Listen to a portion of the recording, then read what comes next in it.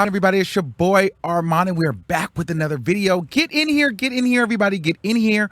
We got to get into some things, all right? So, a lot of you guys were asking my opinion on the Caresha Please Blac Chyna interview, and so I took the liberty to watch it, and I'm gonna be honest with you. So some of this is gonna come across as me hating, and I'm telling you honestly right now, I am hating, but hating in a good way, right? But I'm still hating. But at the same time, I'm gonna give you guys my honest opinion. Hold on, this light is tearing me up.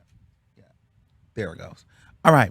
So anyway, so here's what I thought about it. First of all, can I just say, like, the setup of this, the way that it looks, the professionalism, the cleanliness of Caresha Please, like, I don't think that we really gave the Caresha Please platform, the show, really its flowers. Like, Caresha is quietly eating it in this talk show space, and where in a world where talk shows are kind of like non-existent and everything is online, Caresha Please really is one of top tier, if not the best one. Like, she has replaced like the Breakfast Club and all of these other premium shows for me to watch, because I it's been a while since I was like, oh, let me go watch this interview. You know, I remember that the Breakfast Club used to be that place, and Drink Champs was then that place, and then Caresha Please comes on. Joe Budden podcast used to kind of be that place, but Caresha Please is the place where you want to go now, at least for me, you know, where I'm like, okay, let me go see this interview. So, you know, and the aesthetic of it is really clean. It's really nice. It's really set up in a dope way.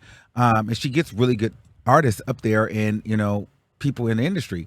Now, here's the thing. The thing with her, well, first of all, well, I guess let's stay on Caresha. I think that she's quietly killing it in this space. I also feel like with her not really wanting to do music, or we don't know, like, this is a really good transition. And I honestly did not expect the show to really be this good. But it's good.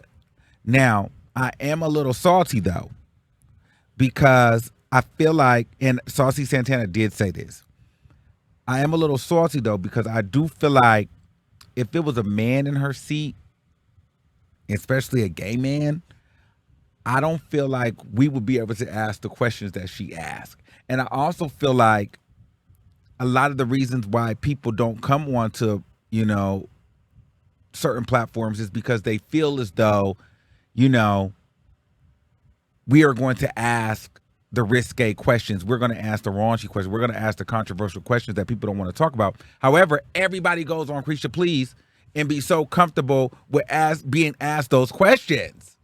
And I be sent like, girl. But everybody be making it seem like, you know, us YouTubers and bloggers and everybody else is so messy. And I'm just like, girl, no, we just ask the questions that people want to hear. Because, I mean, she's messy too. But I think it's because if she's a woman, it just comes across like girl talk, or, you know, not as, I don't know, not as in your face, not as risque, not as messy. I don't know. It just comes across as regular conversation because she goes there. And I love that for her. And I love the fact that she's able to do it. I just wish I would be able to do it too and not get labeled as the messy gay man. You know what I mean? But anyway, enough about that. Let's get into the interview. So I thought the interview was super dope. Blac Chyna looked amazing. Caresha Please looked really good. I love the black and the red, white. She looks good. I love her chemistry when she gets on and she interviews these guests. This felt like an Angela White sit down in 2023 with hip hop culture. You know what I'm saying? Like, Caresha does a good job of making herself like really the host and not really playing too much into her own celebrity or making, you know, like there's other people that may do interviews and, you know, get guests and they kind of try to prove that they're friends or they are in the industry, and sometimes the interview gets lost. And I think that she does a good job of just kind of like keeping the straight face, not coming across as like, I know you, we're friends, we both famous. It's more so like, girl, let's get to the tea. And she was asking Blac Chyna everything, you know, asked her, you know, Blac Chyna, is she still, you know, who was her best nigga? You know, Blac Chyna said it was Tyga, even though she exposed Tyga for sleeping with. However, I do feel like there's some love there with Blac Chyna and Tyga still left because they still not even speaking. She asked Blac Chyna about music. She asked Blac Chyna about the Baphomet. She asked Blac Chyna about her ex-boyfriend. She even pretty much asked Blac Chyna, what happened? How did you fall off? In a very nice way, she told Blac Chyna, like, girl, you was hot one time and then you quietly kind of fell off. I'm like, girl, she did. She really ate that. I'm like, girl, did she just ask Blac Chyna why she fell off?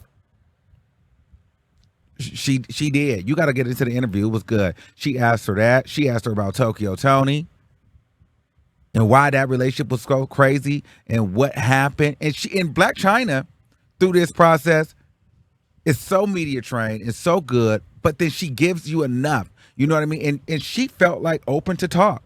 Caresha does a really good job of, I don't know who writes them questions or who produces that show, but I need them over here because they eat it. Okay? She got in there. She asked, but even her as the host, like she gets in there, she asks those questions, and she confidently delivers them. It's like, girl, it's no tea. Like, we're just talking. Like, what's up? So you know, are you on? But it's not even like a, girl, you on? It's more like a, you know. So you know that people saying that you do. So was you doing coke? Like, what is that? You know what I mean? So what is the Baphomet? You know what I'm saying? And she like, you know, you got with Rob and you got your lick back with Rob from Kylie going with Tyga. Blac Chyna like, no, I didn't get my lick back. It wasn't no lick back. Caresha like, I believe it was getting your lick back, but it's cool. You know what I mean? Like, girl, I don't believe you. Like, she wasn't just going and egging and going with everything Blac Chyna said. She wasn't really trying to be pressed to be her friend. You know, she was complimenting her, but she was holding her to the fire. She was getting to some things to the point where Blac Chyna was like, whew, it's getting hot in here. However, she did it so calmly. She's really good. I like Caresha for the podcast. And she literally asked everything that you wanted to know. Like, I felt like this interview, I don't have any more questions for Blac Chyna.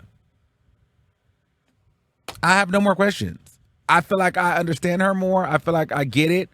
And Blac Chyna, she was very much so. And one thing Blac Chyna said, which I thought was very interesting, which I thought was super dope too, is like, girl, yes, I am changing my surrounding. I mean, I'm changing myself. I am giving myself, you know, to God in a sense, but I'm still Blac Chyna for business. Now, I don't have to physically have all the stuff in me, but I'm still in the entertainment business. So if I have to go get a bag, I am going to get a bag as Blac Chyna. I don't like, and don't hold me to the fact that I can't wear Blac Chyna clothing. I'm still Blac Chyna, but I have a relationship with God. And I thought that was very important and very good that she made that clear. I thought that was really phenomenal that Blac Chyna really made that clear like that. Because that is important. And people, no matter what, they're still going to hold her to that. Oh, well, I thought she was baptized. I thought she was a doctor. I thought she was saved. Why she got these booty shorts on? And so she already made that clear because she already knew that was coming. People were going to want to know about that. The Tokyo Tony piece. That's just a lost cause. She didn't want to say it, but I personally think that Tokyo Tony is just jealous. She just said, I love my mom, but I can't take that toxicity all the time. Tokyo Tony is very toxic and very jealous. What else was kind of stood out to me? Blac Chyna, you know, she's the doctorate. She talked about why she's Dr. Blac Chyna. She educated us on that. So she didn't really go to school. It was just a Bible college that was fighting for her because of all the work that she did to give her a doctorate in her field. So I think that that's dope. I thought the interview was cool. I think that Angela White looks good. I like this version of Blac Chyna. They even talked about the Grammy look and how crazy that looked. Blac Chyna says she seemed to like it. It was a mess. It was a mess. Caresha, please, you know that was a mess too. Blac Chyna also said something that stood out to me though a little bit and it made me go, She said she looked up to Diddy. She looked up to J-Lo, you know what I mean, Jay-Z, and just people like that, and how they're always able to, you know, reinvent themselves. You know, and seemingly, Caresha didn't have the right word for it, but to me what it was and stay relevant. And so for me, I'm thinking, well, so Blac Chyna's not all the way completely crazy. And maybe this spiritual journey thing isn't all the way just spiritual. Maybe a little bit of this spiritual journey is also business. And I'm not mad at that either. But when she said that, it kind of put me in the mind frame of, oh, okay. Well, we've had the Blac Chyna with the butt, the piercings, the scandals, the all of that. Let's now reinvent the wheel and be Angela White, Blac Chyna that takes out all the fillers and takes out all of that. And now this, let's see how long this run will get me and how much money I can make doing this. Where is there a bag here? Is there a Dr. Chyna bag? Is there a reinvention bag that I can get? Is there a women of power bag? Is the girls that rock bag? You know, is there maybe a political bag in the future? You know, and you know, a black woman empowerment.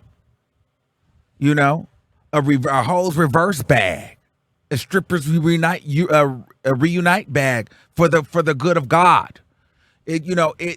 So I think that she's thinking, well, let me tap into another market. And I'm not mad at that either. I'm not saying that that's all that it is, but, you know, I would be lying to you if I said I didn't think about that when she made that statement. But all in all, I thought the interview was fantastic. I have not watched all of Caresha Please's interviews, but for the most part, I have. I think she's really good. No shade. I think she's good. Like, I think she's really good. And I think she's better than I thought she would be. And the show is dope. It's top tier. It's the top show for me right now to watch. Like, and I'm a little salty though, because I feel like I would ask those same questions. But I feel like if I asked those questions, I would get deemed as a messy gay man in women's business. Or people would not want to watch the show or come on the show because they feel like he's just gonna be messy, you know. So I'm a little jaded a little bit because I feel like girls can get away with shit that men can't. But anyway, I think the show is fantastic. I like the chemistry that she had. That's another thing that Caresha does really good. She knows how to look like she has chemistry with every guest. Yeah, I think Caresha Please, I think Young Miami has a real career in broadcasting and media. She does. I think that she has a big career in that. I think if this music thing doesn't work, this media talk show space could be a vibe for her. I love it. So yeah, those are just my thoughts on that. I like the show. You guys go check it out. The only part I do check out, I didn't watch in its entirety. I check out towards the end when it starts getting into the.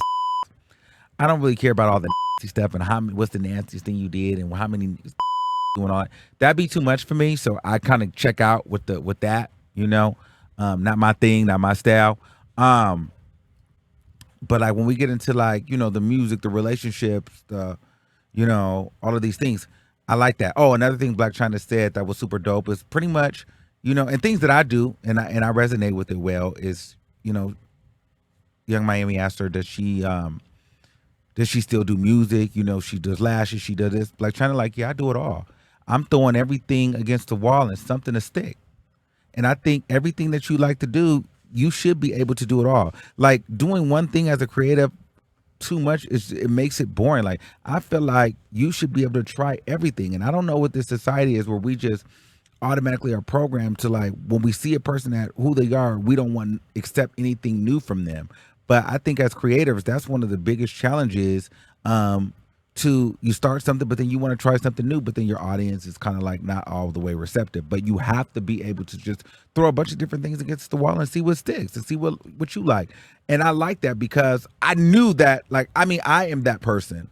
But it's good to know that other people feel that way and think that way. So I thought this was a pretty good interview.